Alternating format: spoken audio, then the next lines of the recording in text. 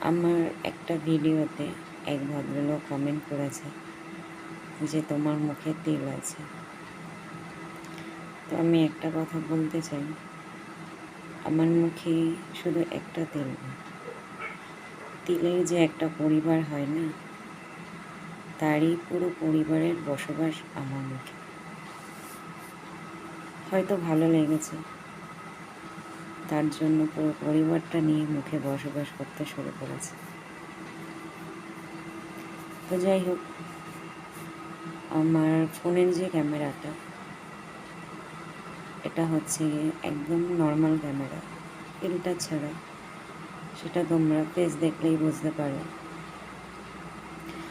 তো সামনাসামনি দেখলেও তিল আছে বোঝা যায়, ক্যামেরাতে যতটা স্পষ্ট বোঝা যায় তো সামনের থেকে এতটাও বোঝা যায় না। তো যাই হোক, এটাই বলার ছিল। শুভরাত্রি, অনেক ভালোবাসা থাকলো তোমাদের জন্য। ভালো থেকো সকলে, টাটা।